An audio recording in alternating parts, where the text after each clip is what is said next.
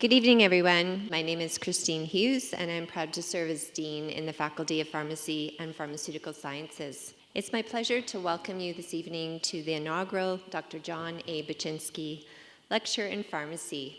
Whether you're joining us in person or online, I thank you for taking the time to participate in this excellent learning opportunity. And before I dive in, I just wanted to recognize, I won't shout out this individual, but the idea of this lectureship to honor Dr. Bachynsky came from one of our alumni, and I think it's a very fitting way to recognize the legacy and impact he had on all of us. So to begin, please join me in respectfully acknowledging that we're gathered here on Treaty 6 territory. This land is a traditional gathering place for diverse Indigenous peoples, including the Cree, Blackfoot, Métis, Nakota Sioux, Iroquois, Dene, Ojibwe, Saulteaux, Anishinaabe, Inuit, and many others. The diverse histories, languages, and cultures of these Indigenous communities continue to influence our lives and the work we do. In addition to all of the Faculty of Pharmacy and Pharmaceutical Sciences current and former faculty members I see here today, we also welcome Jeff Johnson, Interim Dean of the School of Public Health. Jeff is at the back there. Former students and colleagues of Dr. Bachynsky's are with us today, including Dr. Leonard Wiebe, Professor Emeritus, Faculty of Pharmacy and Pharmaceutical Sciences. And also Dr. Bachynsky's former students and colleagues watching us tonight, or I think it's tomorrow morning in Japan, Takehiko Yajima, Mizuho Takahashi, and Tomoko Watanabe from Toho University, and Shigeo Yamamura from Josai International University. Welcome to all of you. We're so glad you could join us. With today's launch of this new lecture series, I'm very proud to celebrate the lasting legacy of Dr. John A. Bachynsky, former Dean and Professor Emeritus in our faculty, who passed away sadly last October. As Dean from 1981 to 1989, Dr. Bachynsky's leadership and vision established our faculty as a national and international leader in pharmaceutical education. He advanced the pharmacy curriculum, integrating research and practical training to meet modern challenges.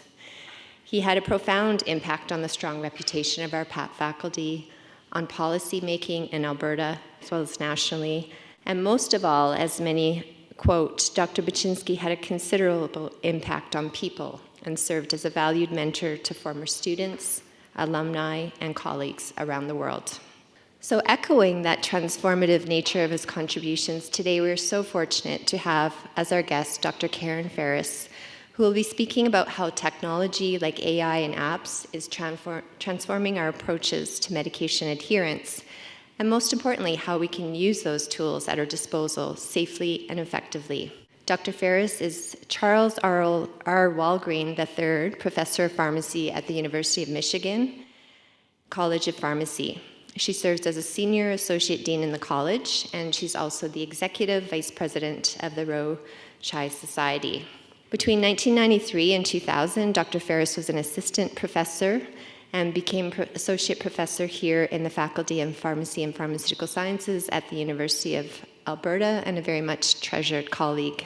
She's had a successful research career with funding, publications, and most importantly, training our next generation of pharmacy health services researchers and leaders. Just to end with a quote from Dr. Farris, I learned how to be a professor at the U of A, and I learned how to care about the learning of our professional students under the watchful eyes and support of incredible faculty.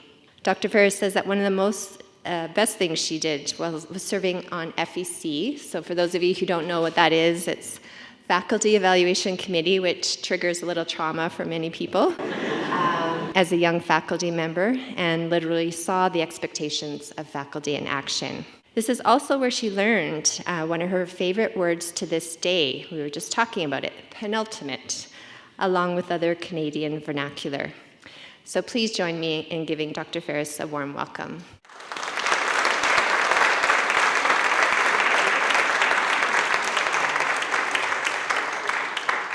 It is thrilling, I mean thrilling, to be back here and to talk with you about some of the work that I have done and about where I see apps affecting the work that we do in medication adherence. I want to start off, however, by thanking Jody, who's been an incredible individual to keep me on task. Karen, you need to send me this. Karen, you need to send me that. Thank you so much. All the directions, all the help, I really appreciate it. Thank you so much. Of course, to Christine, I really am honored to be here at this inaugural talk. You know, when I was a little baby professor here, I was a little baby professor here. I didn't realize, you know, John had been the dean, and then he wasn't the dean. I think about that now, and I'm like, dang, that was kind of hard. Like, think about it, it might be a little hard. But what I know he did was bring excellent teachers in pharmacy practice. And I know that those individuals helped me really think about how to value what it is and how we teach our students. And the word penultimate, do you know where it came from? Does anybody know who I learned it from? Nancy Ray. Nancy Ray. Nancy Ray. We had these writing assignments in that first year class, and students had to peer review each other's papers, and you had to give the penultimate draft to your peers. Seriously, I didn't know what penultimate was. And so I had to ask her, and she taught me that word. Okay, so anyway. Many of you probably know some of this, but this was my academic journey. I grew up in Tennessee, went to Michigan to grad school, and then moved to Canada.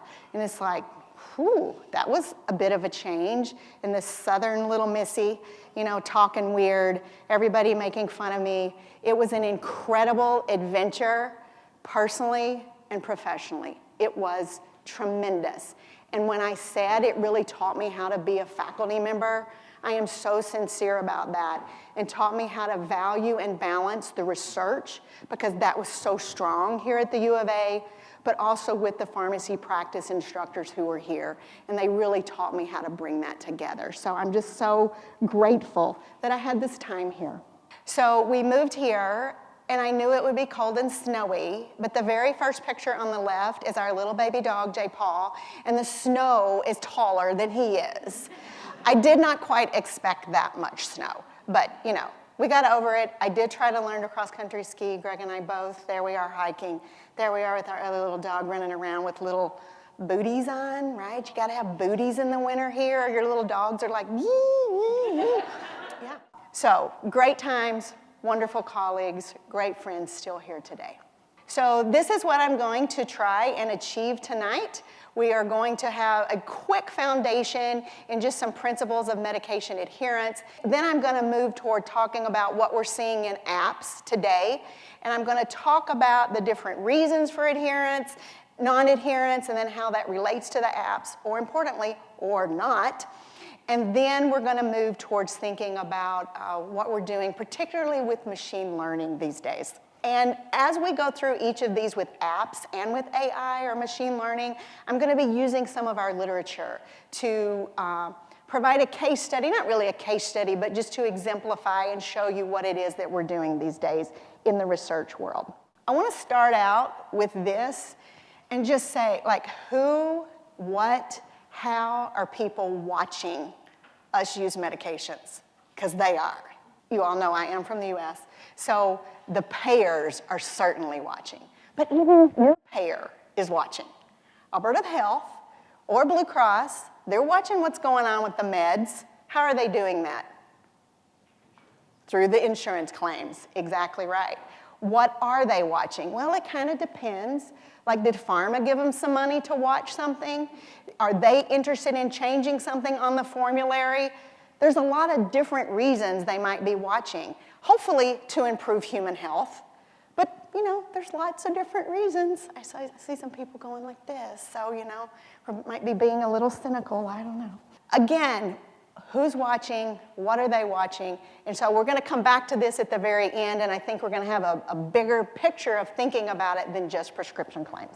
Here we go. See, we're really going to talk about adherence. So we tend to think about adherence in 3 stages. When someone's initiating a medication, do they really go and get it? The physician or nurse practitioner, PA, maybe a pharmacist actually writes you a prescription. Do you go pick it up? If you do not, that's primary non-adherence. Then let's presume you get that medication. How are you taking it in terms of comparing it to the way it's been prescribed. And so we would think about that as, we just call it adherence, but I put secondary because it's not primary, okay? But we think about it as adherence. And then persistence, of course, or maybe not, is the length of time when we're thinking about someone staying on their medication. Okay, so that's a great outcome in terms of thinking about number of days, not just are you adherent, yes, no. At 80%, yes, no. 3 stages of adherence. Alternatively, non-adherence as well. I just told you what those definitions were, but we tend to see primary non-adherence as high as 17%. We think about adherence, the oft-quoted term or number is 50% of people are non-adherent to their medications. And I think that's true in certain situations, but not always.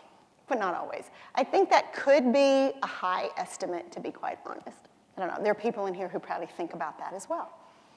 Persistence, I said, is the length of time. If you look at statins, for example, you may see up to half of the people who've stopped taking them after a year. There's data that support that.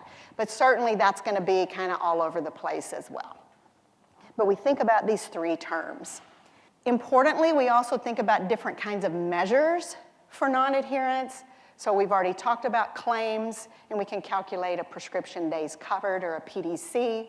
It's not new. Over the past decade and a half, we've been thinking about what are called trajectories of medication adherence. And so those are patterns that we tend to see. We calculate what a person's fill record looks like over a year, for example. And so you can see different types of individuals getting their medication. So that blue line at the very top is someone who's getting their meds, right? All the time, 100% of the time. But if you look at that orange line going down, they had medications and they're like, yeah, I'm gonna stop taking them. Or I'm at least gonna stop picking them up, okay? So trajectories is something that we think about now. Pill counts, this was an older way to think about quantifying medication non-adherence or adherence. There's certainly been a lot of work done in terms of doing that in person, but there's some cool research that has shown you actually can do that on the phone. And so, you know, if you're in the middle of a study, you need a pill count, try the phone. There's pretty good evidence that it's almost as good, but it's way less expensive, okay? So that's one thing to think about. Rating scale, so self-report. Everyone in this room is probably pretty skeptical about self-reports of medication adherence. What I would suggest to you, however, is this. If someone tells you they're not taking their medication, they probably aren't. Right? So we're very skeptical about whether they are taking them. But when someone says they're not, that is like a signal to us as pharmacists to do something. I think when someone says, no, I'm perfect at taking my medication, then it's our job to do a little digging in clinical practice, right? From a research perspective, maybe not. But in clinical practice, then it's our job to become investigators and try and understand, well, when you go on vacation, well, on weekends, are you still able to remember? You know, well, if someone gets sick or, you know, you got a new medication added. So there are ways that you can prompt individuals to think about how they're taking their medications. And then, of course, you have drug levels, which is like the great thing if we could have them for every medicine, and then we could study real adherence easily. We're going to talk about one more thing that I don't have on my slide, and we're going to be talking about apps here in just a second. In the United States, I suspect this is a bigger problem than it is here. However, I'm sure you guys still have very expensive medications, oral anti-cancer agents, you got Hep C medications, any of what we call in the United States specialty medications, you know, they're way, way, way expensive. So access can still be a problem. That's the point there. And we know that cost can be a reason for all 3 types of non-adherence, okay? So cost is a reason for non-adherence. But there are other reasons for non-adherence.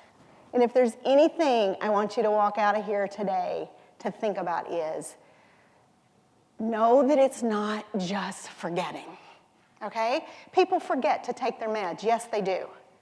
okay? But that's not the only reason people do not take their medications. They don't think they need them, or they want to test if they really still need them. They can't afford them. They're too depressed to take them. They have trouble getting them. So there are other reasons that we need to be thinking about. And if we build an app to remind you, it works for some people because they are forgetting. But if they don't think they need that medication, you can send them a boatload of messages and they're just going to be like, yo, whatevs. I do not need to be paying attention because I don't think I need this medicine. So just bombarding them with messages is not going to be the right approach. So always think about what is the reason that a person has to not take their medication. So just a little more data. So you don't really need to know what all these words say. Let me tell you, what I want you to do is look at the colors, okay? So the purple is aromatase inhibitors, the red is antihypertensives, the yellow is asthma medications, and the blue is cholesterol medications. And what you can see is a variable reason for non-adherence for the different meds. That's really what I want you to take away from this. So down here, this is forgetting. Interestingly, though, when I was at Iowa, we did some work, and people reported that they were forgetting.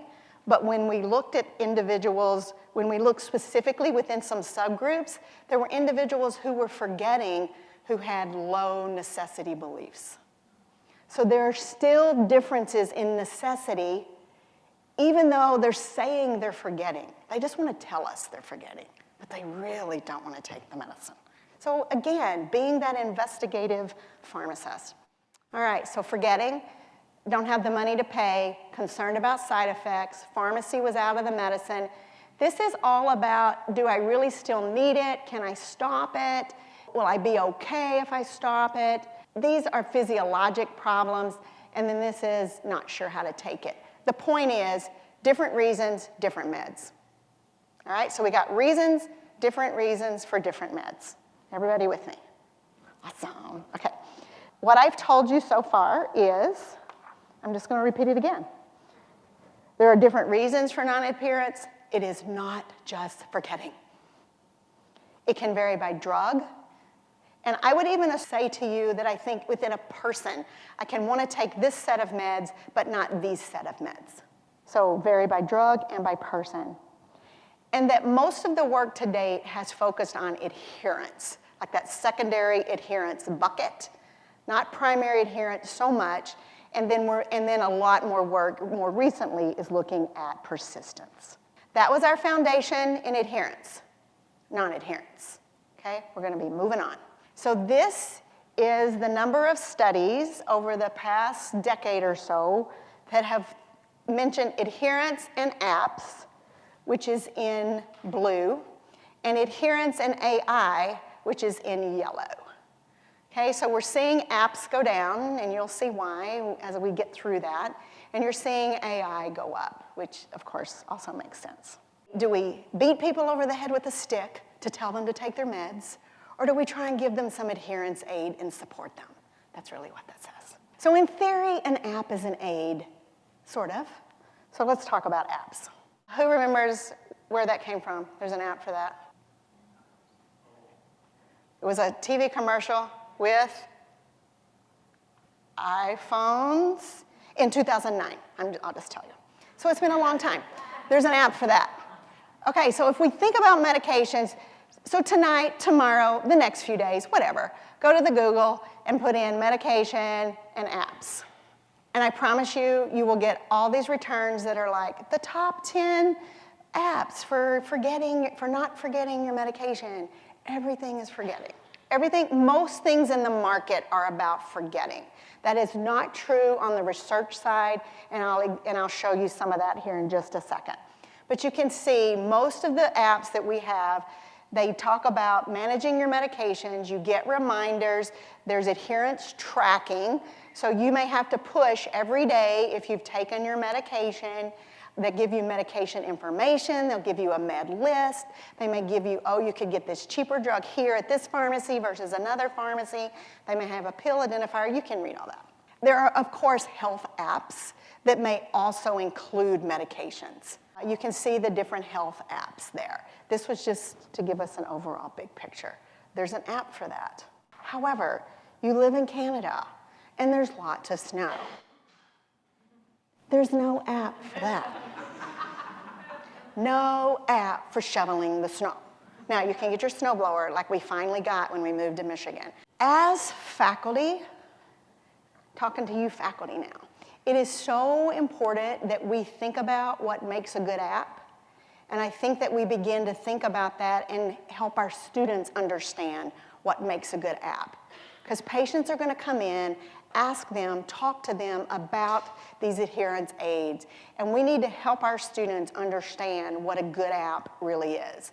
So these are two different frameworks that you could use to think about that. This one is called the Mobile App Rating Scale, the MARS. As a total aside, there's an adherence scale called MARS also. So don't confuse yourself, okay? So you've got one about mobile apps, you got one about medication adherence. But the point is that they're getting at what's the extent of engagement, how functional is it, does it really work, does it do what it say it's gonna do, does it look good, does it have the correct information, is it sourced well, and does it just feel good? The subjective quality is like an overall assessment of what the app looks like and feels like and is easy to use. And then there's other more informatics approaches to examining apps, and that's what's on the left, and you can use what are called usability heuristics. So if you're studying apps, you're interested in apps, really think about what those criteria are. And again, I think we've got to get our students thinking about these as they move forward. I want to spend just a little bit of time linking current apps and the reasons for non-adherence. So if we think about an app delivers knowledge and information, okay, so that gets at the medication name, that gets at I can have my medication list, it could get at drug-drug interactions, that's what DDI stands for. It could get at information about side effects, so if somebody's worried about side effects, they could look that up. If they're worried about their drug-drug interactions, they could use an app to look that up. I do think that this notion of having an app, clicking a button and saying every day I'm taking my medication is certainly a way to get feedback and track it over time. And that can be important to an individual, to see how well they're doing or how well they're not doing. Okay, so time for a little bit of being candid and truthful. How many people have ever used Noom? Yeah, welcome to the club. Yes, I've used it too. And so you're tracking all your food, and then every week you get to see how good you've been or not. So this notion of tracking, knowing how you've done, can also be important in some medications. Maybe not all of them, but in some classes of medication. So that can be helpful. Reminders, I've already talked about that. If you're forgetful, a reminder can be helpful.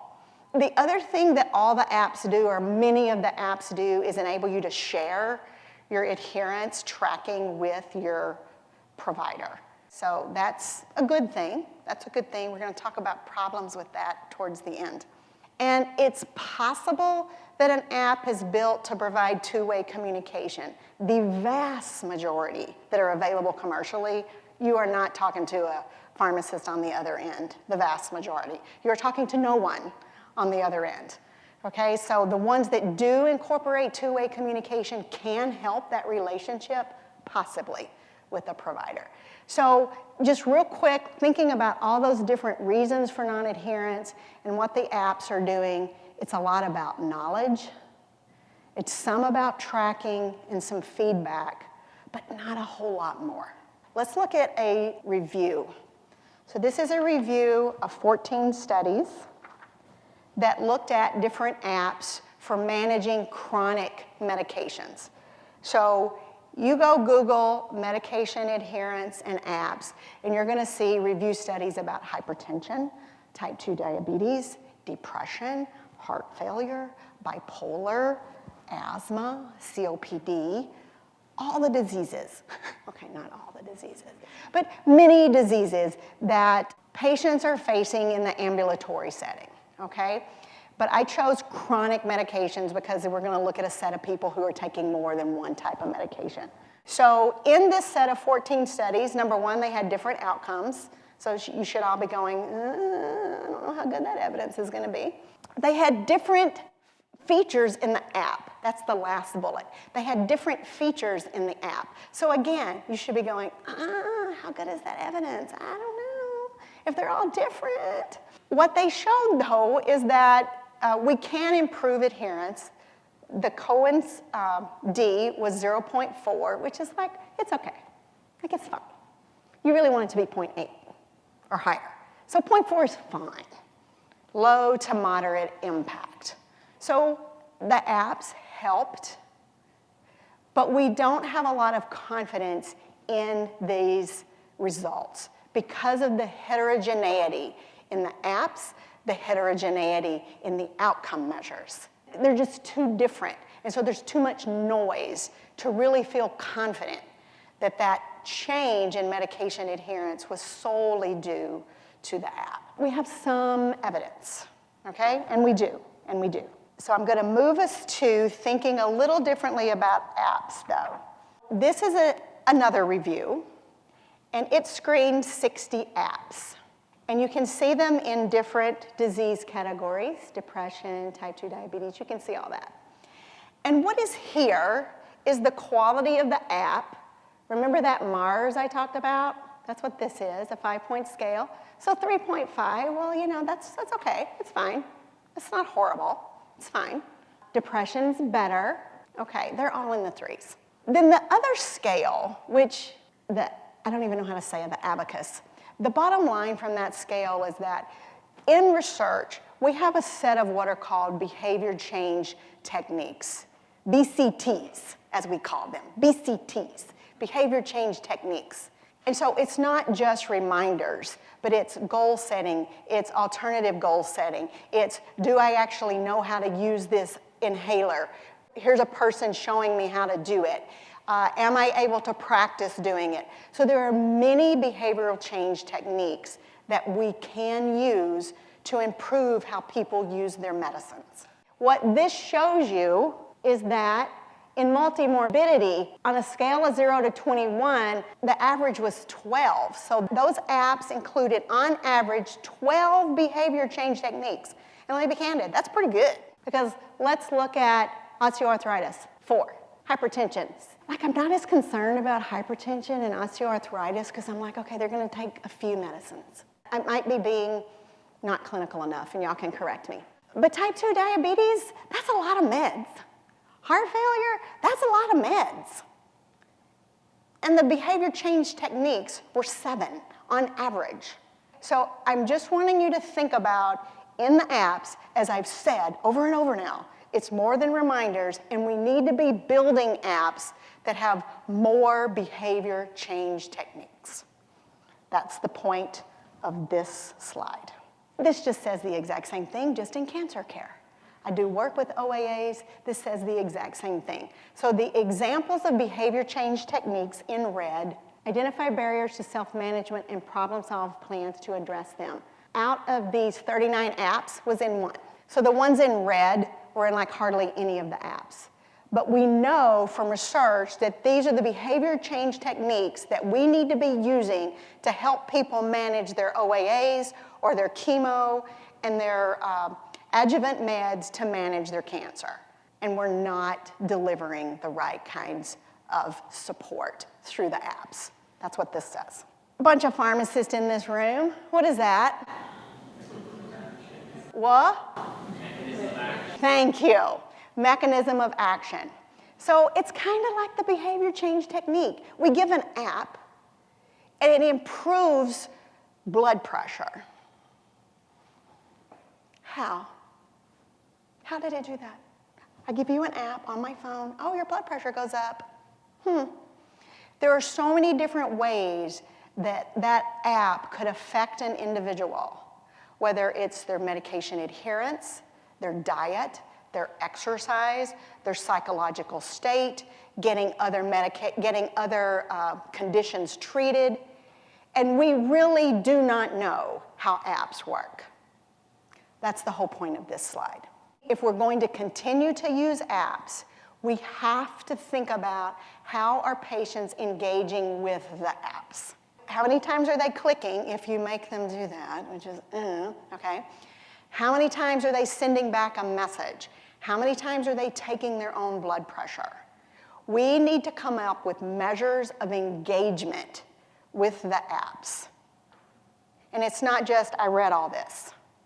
Okay, that's one thing, but it's what actions are you taking with the apps. So in a review of 21 studies, 4 purposefully measured engagement and looked the relationship between engagement and outcome. When individuals were more engaged, they did better clinically.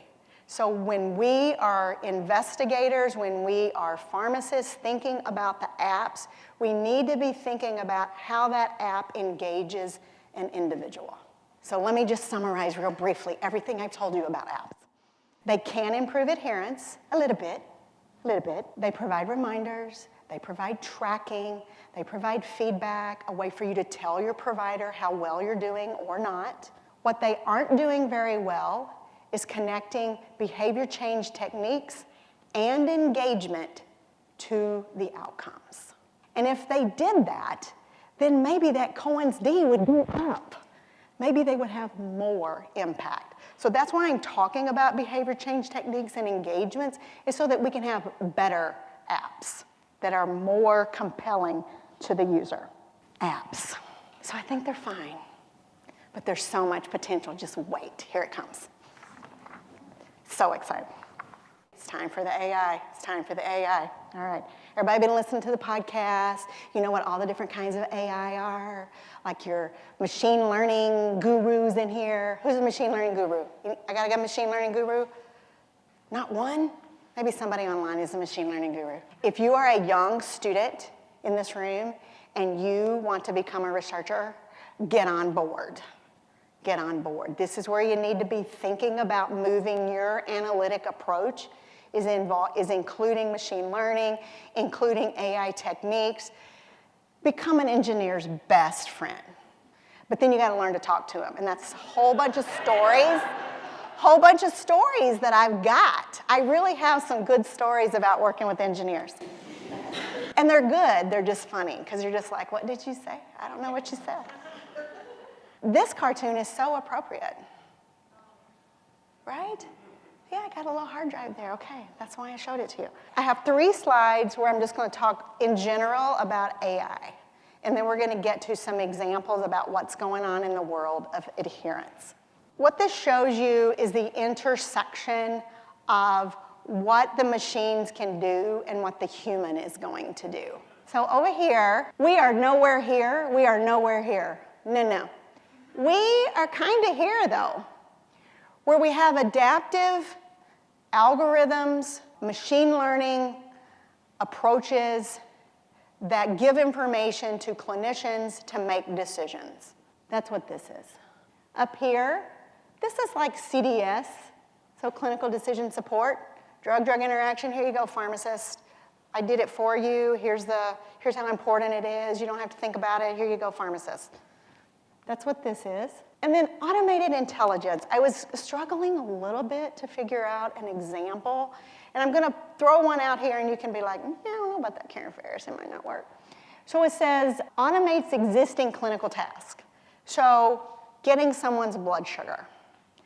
The CGM that sits on your arm does that very well. It just gets it. Now, what's done with it is here. But the getting it itself it's automated. And it goes to this central place. You can only imagine the great data those companies have. And don't we all want it? Seriously, don't we all want that data? Yeah, we do. But augmented intelligence. So the cool thing about augmented intelligence is that we think about machine learning algorithms. So for example, I led a study at Michigan where we had what's called an RL agent, a reinforcement learning agent that decided what kind of message to send to you, to send to you, to send to you. And over time, depending on whether you opened your pill bottle, if you opened it, that told the agent the message worked. If you didn't open your pill bottle, the message did not work. So that agent was learning over time what were the best messages to send to individuals. And we had messages about reminders, because you got to. We had messages about needing the antihypertensive and why, so connecting the medication to outcome. We had messages around if you have concerns about your medications, side effects, whatever, do this, do this, do this. And then we had messages that were reinforcing. You're doing a great job. Keep it up. Way to go. And so over time, that agent, it's called an agent, and the agent was learning, and they do. But the first time I sat in the room with the engineer, and he goes, well, Karen, it has to learn. And I'm like, oh, the patient's going to learn something. He's like, oh, honey, no. Of course, he didn't really say, oh, honey, no, because that would be inappropriate. But in my head, that's what he said. Okay? He was like, no, Karen. The machine is learning. Okay, of course, the patient's learning something too. But when we talk about learning in this room, Karen, we're talking about what the agent is learning and what decision it's going to make in terms of sending a message or not, and then what kind of message it's going to send. Okay, so we're going to talk about this incredible study that I did not do, but in just a moment, that is like the extension of what we did. So it's really cool. Hold on for a second, though, before we get there. This just shows you all the different ways we could think about using AI to improve medication adherence. And I think there are some great things here. If we had real-time monitoring and we had clinical outcomes, we could change dosing, and we could change it in real time. So I think that there are things coming where we will be able to improve adherence and improve clinical outcome. That's what this shows you. But let's get to the fun things. Computer vision, what does that have to do with adherence? Anybody know? You put your phone up, you take your medicine, and it watches you. Right? That's what that is right there. We got it. We got it. We have it. NLP. I don't have a great example for adherence in NLP, I'll be honest. What I do have with NLP is really prescription checking. I got a colleague at Michigan working on using NLP to check prescriptions. What's that going to do to pharmacists? That will revolutionize their time. It will revolutionize their time. What they choose to do with that time is an issue. I don't mean to be negative, but I'm just being old and Karen. So NLP, machine learning. So that's the fun work that we did, and I'm going to show you this incredible study, seriously, an incredible study using machine learning. And then it says that chat is generative AI. It kind of is. It's approaching it. It's not really quite there. So who's used the chat? Everybody's used the chat. All right. So have you written recommendation letters for students? Uh-huh. Have you put your CV through it and asked for the letter that the reviewers will write about you based on your CV? Uh-huh. I really did it because I'm talking to our assistant professors, and they're all scared about, the tenure black box because nobody knows what's in there until you've been through it. And so I'm like, I'm going to feed my CV to the chat, like my CV from like 15 years ago. Here you go, little chat. And it's going to write this letter. Okay, so how good is the chat? Really? Exactly. It's a great first draft. It is a great first draft. It has no details. Karen is a great researcher. She has many published papers. She's well-funded. She's a good teacher. Okay, that says nothing. That says nothing, right? We need the data in it. So the chat can't really get us quite there. I do think, like if you go and you ask, chat, give me a one-page background on medication adherence and apps. It'll give you something that's okay. And then you got to do a lot of work on it, right? So it's gonna get better though, right? It's gonna get better, it's gonna get better. We're gonna start the fun now. So the two things that we see machine learning doing are predicting non-adherence, number one, and number two, developing interventions based on and using machine learning, okay? These are the most fun things. This is an example of one study. They had about 1,000 people. They were type 2 diabetics. They had 43 different variables about these diabetic patients from the EHR, from a survey, and from pharmacy claims. All right, so they're bringing together very different sources of data about medications, throwing it all in there. And they're wanting to predict who is non-adherent. I'm going to be candid. I do not know all the things they did. I can read them, but I do not know them. I need an engineer, okay? I need an engineer. What I know in principle is that they take 3/4 of their data. That's my training data. I'm gonna take a quarter, 20% to 25%. That's my test data. So with my training data, I'm gonna develop a model, okay, and see how good it is. You take your 980 people, you take your 43 variables that they actually cut down to 25. And then they created 60 different data sets with those data. And then you're running algorithms on those 60 different data sets to tell you what are the important predictors of non-adherence. Then they are comparing these different models. And that's what this table is showing you here, a comparison of the top 5 models. And then they're using appropriate metrics to determine how good are the models. And so you can see they have area under the curve. We all kind of know what that is from the PK world. Accuracy, precision, and then they produce what's called an F1 score. So that's a model, one model in comparison to another model. From the 43 down to 25, this group ended up with 10 variables across this, and then they tested it in their test set, and these 10 variables were the most important. I have another review paper that talks about 20 variables. Where we're gonna go is that within disease state, we are gonna end up with sets of variables that predict non-adherence pretty well. That's where we're gonna get. And then I can look at you and you're checking off all these little things, and I can have some sense of what you might do with those medicines. Everybody with me, okay? So we're using these techniques on the big gobs of data that we have to predict non-adherence. We use it with training data, then test data. So then what we're gonna see is people taking their 10 variables or their 20 variables and reproducing that. And when we have reproduced that in sufficient numbers of times that we're like, yeah, this is it, then we're ready to build systems on those variables. Does that make sense? So cool. I don't know how to do it though, but I know what it is, which is scary. So this is a randomized trial, 12 months long. That's really cool. An adherence study that's a year. That's kind of unique in itself, just so you know. They delivered what are called theory-based nudges. So there are probably a few people in this room who know what a nudge is. So a nudge is not, I'm gonna beat you over the head and tell you to take your medicine. That is not a nudge. A nudge is trying to have an individual, what you're trying to do is make the behavior easy.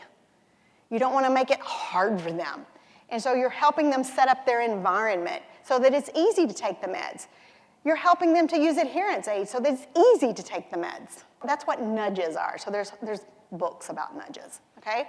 But the theory of the messaging here is about nudges. But what's the coolest thing that they did is they had individuals in this health system who agreed to be in this study.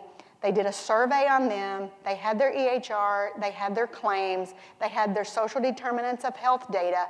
And they're bucketing people into groups based upon their motivation and their action from the motivation from the survey and the action from taking their medications. And then they had these different, so they had these 4, for example, buckets of people. And then they're developing different messages to send to the different buckets of people. So the kinds of messages they had were helping you figure out how taking your medicine is a daily action, decreasing the effect of interruptions, like weekends, like vacations, like a new medication, other interruptions, managing your adherence aids, and decreasing interruptions for refills. So those were the 4 kinds of messages that they had. That's it. Here's the beauty. Seriously, here's the beauty. They sent a message once a month, and then one alternative message. Because who wants a message every day? No one. No one wants a message every day because it turns into CDS alerts that we all ignore. You know what I'm saying, pharmacists? Yeah, I got a few heads going, yeah, okay. So you don't want messaged every day. They did time the messages within 10 days before the next refill, okay? So they're timing them, they're choosing which messages to send, and this is all driven by what? An RL agent. It's a thing of beauty, an RL agent. They are not using pill bottle openings like I did, which was not a good reward for the agent. It was not a good reward, and I can talk about that. But they're using surveys every few months, and then they're asking the individual when they get the 1 or 2 messages a month to reply. If you have 10 messages a month, you can reply. If you have a message every day, you're just going to be annoyed. Even once a week is a lot. So the great thing about this approach is that you let the agent learn what kind of message a person needs. They tell you if they took their medicines. They tell you the action that they're taking. But you don't message them all the time because that just defeats the purpose. This paper's a thing of beauty. If you need to read it, let me know. I will send it to you. What I want you to walk away with is they clustered individuals in the beginning for the reasons and the motivation. It wasn't just reminders. They used a theory of nudging in their messaging. The study lasted 1 year. That's a big deal. And they sent fewer messages. They were working towards sending fewer messages. You can what's called bias your RL agent to not send a message. If the person's doing really well, don't send a message. Don't send a message. They don't need it. Or send them like, go girl. You know, you can send them that kind of message. This is a great study. Everybody go read it. We need more of these kinds of messages. And then independently, they just looked at statin adherence, and right there, it improved. And remember that I mentioned engagement? They also identified which patients were more engaged in terms of responding to the messages, and they also controlled for that. So this is just a tremendous study. Here is the company that has the visual observation. They did a study, and then here's the company that does it. It's mostly used in RCTs. I have seen one study where it was used in schizophrenia. So I think that there are probably some certain conditions where this type of technology might be positive. So that was the visual approach, the visual part of AI. Okay, this next slide, let me be candid. I don't think this is really AI, but I put it here because it's great technology, and I'm about to show you why it's important. This is a tremendous review of smart packaging for medications. They talk about automated pill dispensers, pill bottles, and their caps. They talk about blister packs, eye drops, inhalers, and injectables, and trays and pill boxes. All of these different delivery aids have sensors in them now. Like, just think about it. It's the best data. It's the best data. It's cool data. It's so exciting. Here's why it's important. Where are we going with remote patient monitoring? That's what's really going to bring all of this together. So someone's in their home. They have 2 or 3 chronic conditions. They're in rural Alberta, rural Michigan, rural Tennessee, where there's hardly providers. And they can be monitored, visually observed, sent messages perhaps.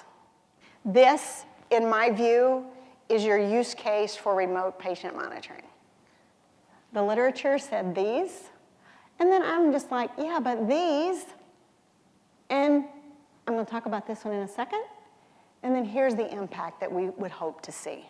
I think particularly in rural anywhere, I got rural Michigan just like you got rural Alberta, right? And it's tough to get providers there. We may have pharmacies there. How could pharmacies be a rural health hub and house remote monitoring? So let me give you an example. This is just the cute little picture I wanted to show you, to be real honest. I'm going to live in this home one day. I hope before I die, seriously. I got all these sensors and monitors and information going into who knows where?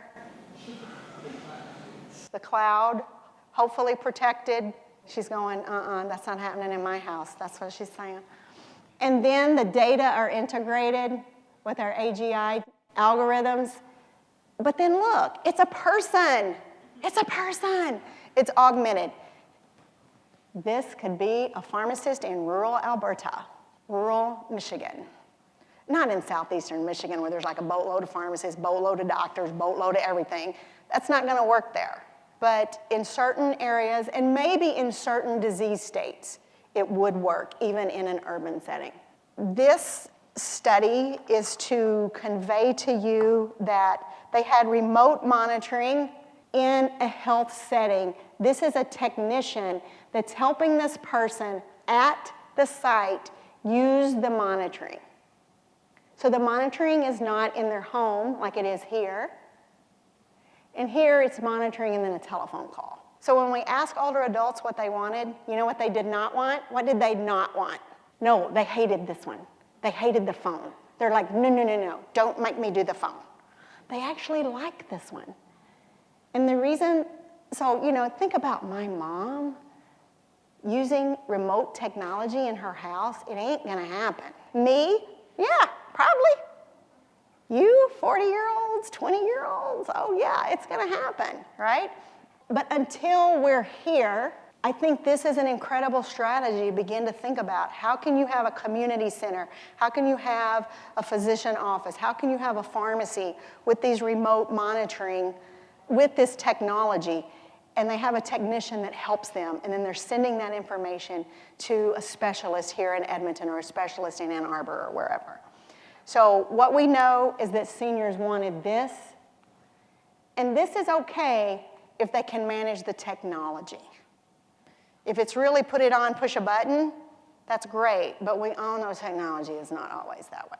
So what this is going to do is bring together our smart packaging, perhaps our apps and messaging, our machine learning algorithms to say who's going to be non-adherent, who is going to have positive clinical outcomes, and then the messaging and the nudging that we need to do for patients to help them maintain their health. So this remote patient monitoring is going to bring it together. It really is. So what, Karen Farris? So what? What does it mean? So for patients, we need to help patients select an app if they want one. We need to be prepared. We need to have a list in our pharmacies to give them. We're going to use the data to group people, to put them in buckets, and to do things with and for them. That's what's going to happen. We're going to be using messaging, algorithms to try and communicate with them. Currently, they need tech support. Some do. Many do, I would say, that have complex medication regimens. But the day's coming when that's not going to be true. When I'm 80, I'm probably going to know how to use most of the technology, provided Greg is still with me. Because he knows how I really am. For providers, I got two things for you. When and in what format do providers want RPM results? When do you really want to know what's going on with the patient at home? So you want to know when it's bad, you want to get a ping, but otherwise you don't want to know until they're right in front of you because it's too much information. It's too much information. And how do we present the information to you so you can use it? Don't just give me like this list and list and list of adherence. Yes, I took it, yes, I took it, yes, I took it. That's ridiculous. It's got to be a nice little graph and a number. and I'm going to do something with that number, because that's how our clinicians think. So this is a whole world of research about how we're going to incorporate these kind of remote data into workflow. Because if you don't get it in workflow, not going to be used, not going to be used. And then this, of course, is huge. If it's in workflow, you got to get reimbursed for it. So our payers, they're going to get there. They will get there. Health systems, not currently paying for apps. Maybe you guys know somebody's paying for apps. I don't know it. I'm not aware of it, haven't seen it. They all want you to come through the EHR and do certain things in the portal. But you can't put everything in the portal, and your portal's not monitoring everything you're doing. Health systems will need to reconsider workflow to figure out how to use this information. And then I think this is not a bad idea to think about.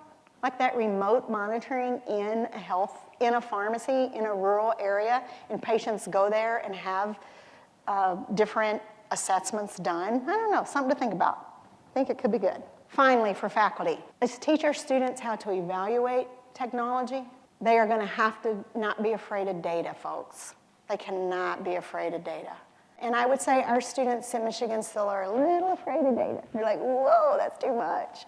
I don't know what to do with that. We've got to help them understand data analytics, understand how to impart, practice from dashboards, impart, and to use the data that they're getting. I talked about what's the mechanism of action of the apps, and how do we incorporate this into workflow? That's just a huge question. Those are my 3 objectives. I think I'm about finished. All right, so let's go back. Who's watching? Everybody's going to be watching in the future. You know, your physician, your pharmacist, the payer, your health system, your caregiver. That's where we're headed with the smart packaging, with the apps, with the algorithms. That is where we're headed.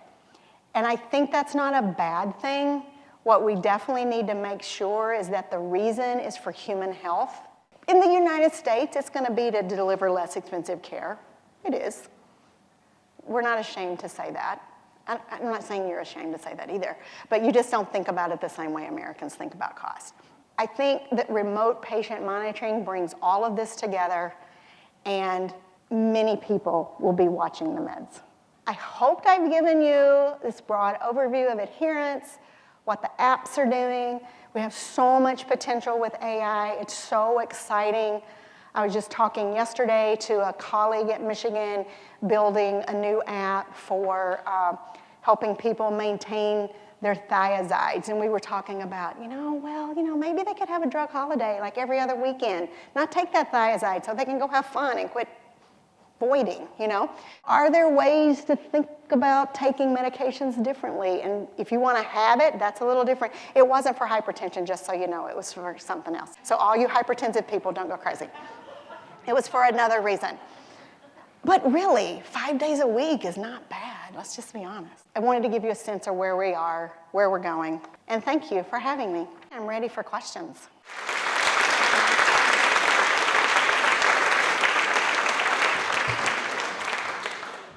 Thank you, Dr. Farris. I have so many thoughts going through my mind, and it brings me back to when I first started as a new pharmacist working in HIV, and you just thought you had adherence figured out, and realized the more you learn, the more you don't know, and how complex adherence is. So it's exciting to see how AI can personalize, because that's the thing with adherence. It's not for one person. It could be about 10 different things. It's different between people. So I'm going to open it up to questions from the audience. So Dr. Saraki. I wanted to go back to the reinforcement learning.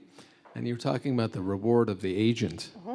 Talking to the class the other day about dopamine and reward and how we get rewarded. And some of them will attest to that. And I brought up video games, sorry. But you get reward, so I was curious what the scenario is in that nudging. Where is the reward for the patient when it comes to getting those nudges, and how can that be, I don't want to use a negative word like manipulated, or how about used to the advantage of adherence? The reward is for the agent, not for the patient. So when I talk about a reward for an RL agent, I've got an algorithm that's deciding what message I'm going to send you, what message I'm going to send you, what message I'm going to send you.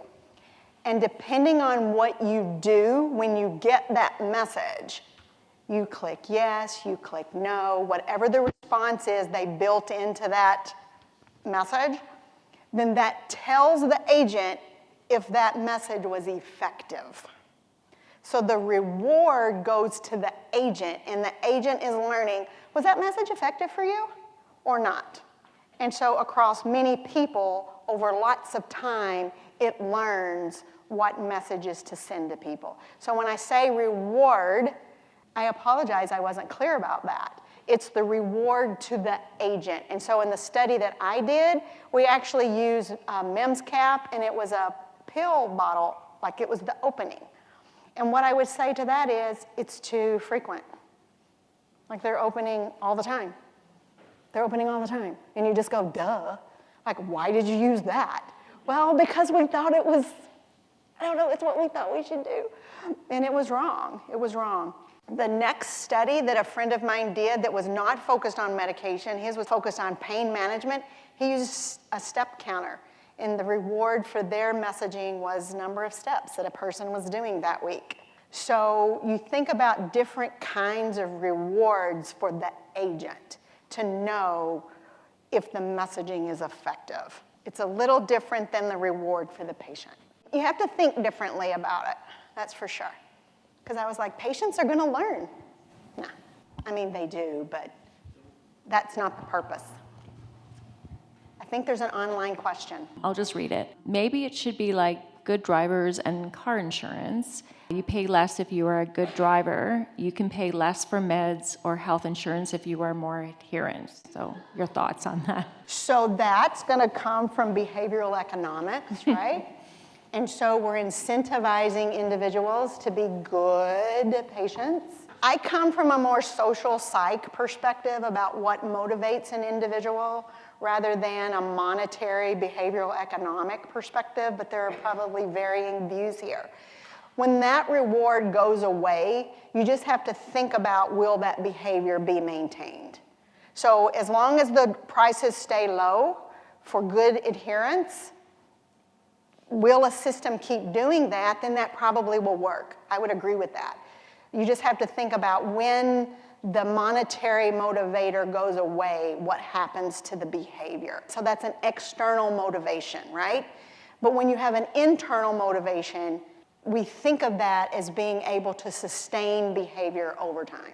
I have to wonder how long some of this will take, because is this years away, 5 years, 10 years? So that's you can't answer that, and that's okay, but I think about it. Yeah. And then who will it most benefit?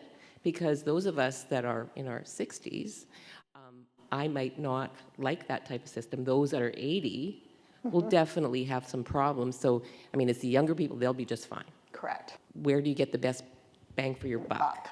So those are just things that I know you probably can't answer, but you're thinking about it. I am thinking about it. So the person who's taking one antihypertensive medication, they do not need remote patient monitoring. Like, they don't, right? Might they benefit from an app? Maybe, if it's appropriately motivating. But not everybody needs all of this, but it's our complex patients, our patients managing many medications. I would say even three and higher, 4 and higher. I think definitely we need to be thinking about their risk of non-adherence. And so that's really where you want to focus this, is like, who's going to be non-adherent?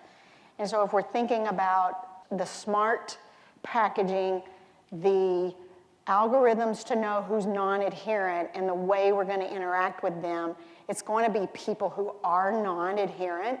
And I think we need more machine learning predictive analytics before we fully know that.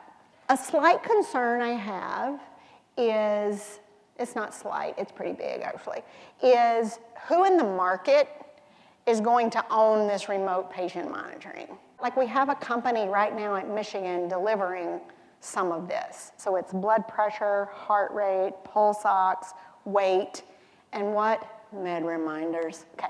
And it's remote patient monitoring. They're giving it to high-risk patients being discharged mostly out of heart failure clinics. but a few other clinics. Also out of the ICU. So when people are leaving ICUs, there's a lot of trauma from the sedation, and just the functional capacity is really affected. And so we're actually seeing it used there. But there's so much more that could be done with it than just 4 things. It's got a long way to go. Until my house is monitored. But I would live in that house. Like if Michigan Medicine took M-City, so M-City is this little place at Michigan where they practice all the autonomous vehicles, and if they built apartments and they let me live there, I'd have to pay something, but it was like a health monitoring place, I would totally be there. And be in the research program to do that. But I'm weird like that, because it's data. Will there be differences in the application of the strategies discussed to the acute or short-term medications versus chronic medications? The work now that I'm doing is in oral anti-cancer agents. And so some of those you do use long-term, but not all of them. And so I can imagine that we would have systems that might support individuals taking more complex medications for a shorter time. I think it's probably more geared to long-term use, to be quite honest. If it's a complex regimen and or a complex drug delivery device that someone really needs support to know how to use, I could see where this type of technology would support that individual. That's a really good question. I haven't thought about that one as much. I need to think more about that one.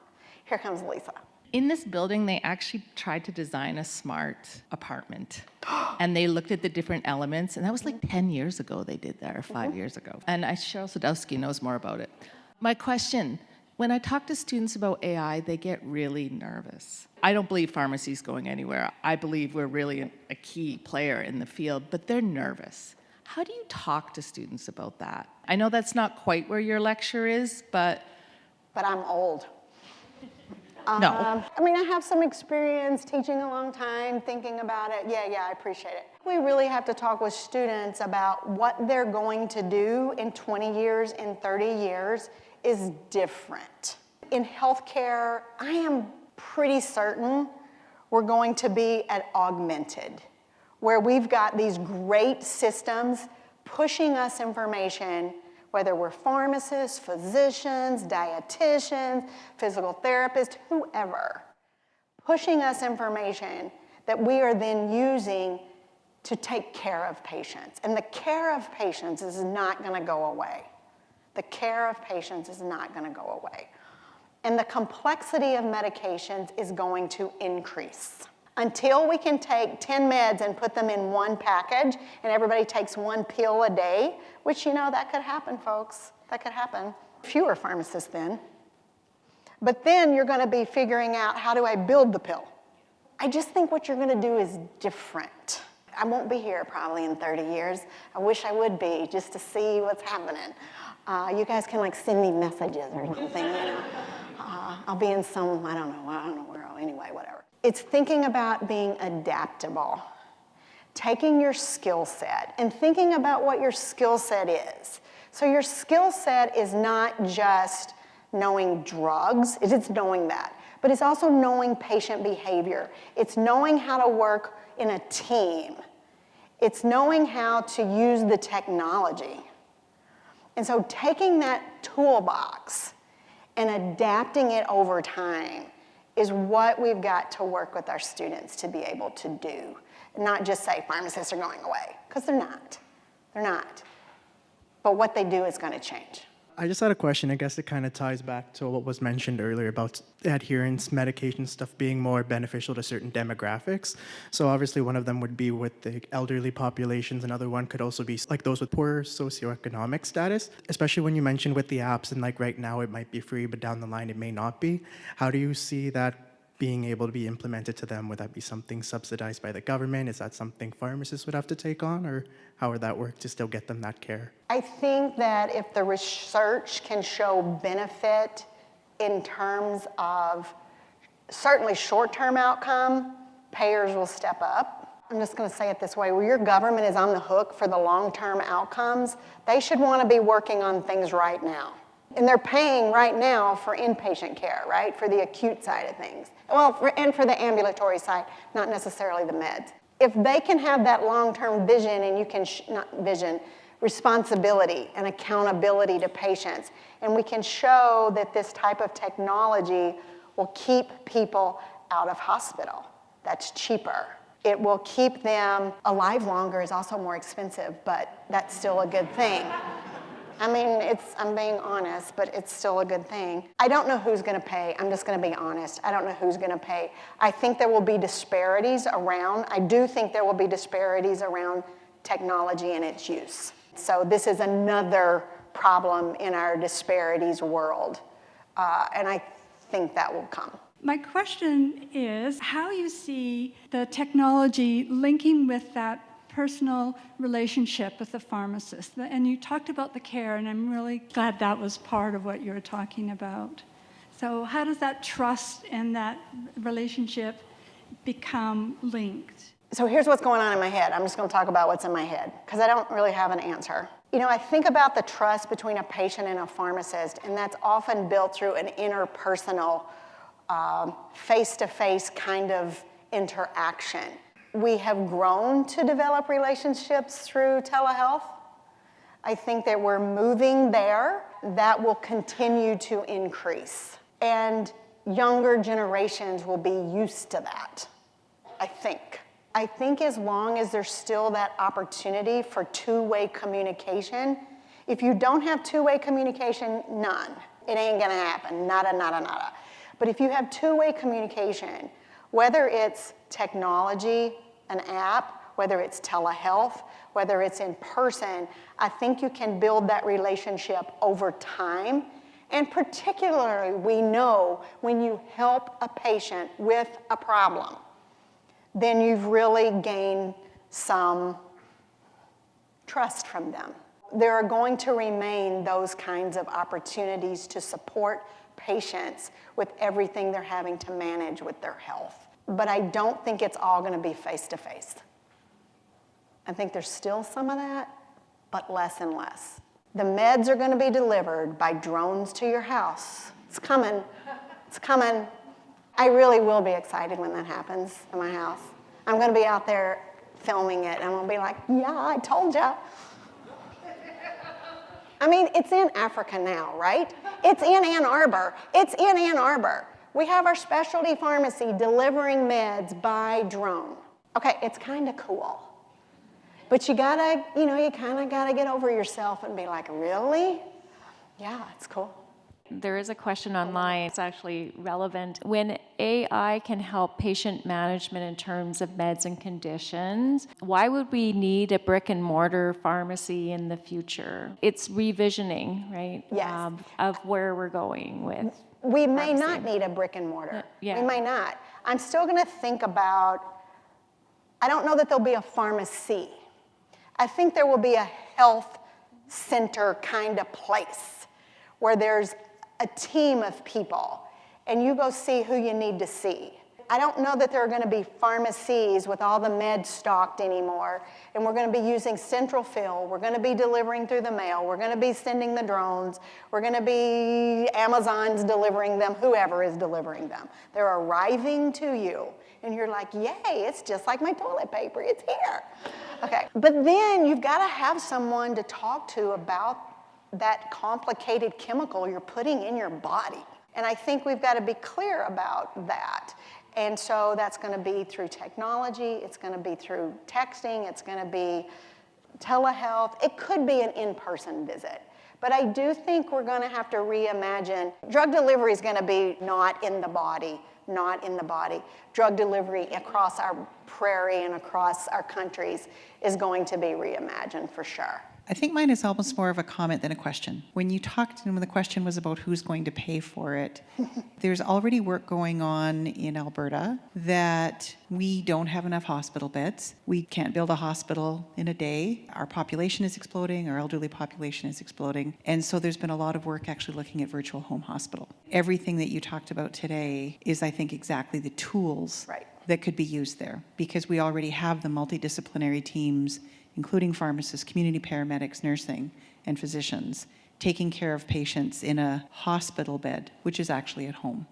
I see this very much fitting into that model. Interested to hear your thoughts on that. You're exactly right. You know, that relates to geography. It relates to what you just said, the cost of building more. I mean, we already have moved toward home health. We just may not be delivering as much acute care as we could. But I know at Michigan we're doing that. You're saying you're doing that. So that is here, and it's just going to grow. And this kind of data and kind of sensors that we can place on people, with people, for people, is going to continue to grow. Great. Thank you to our virtual and in-person audiences for these great questions and discussion. And thank you again, Dr. Farris, for this amazing presentation. We're so glad you could be here with us.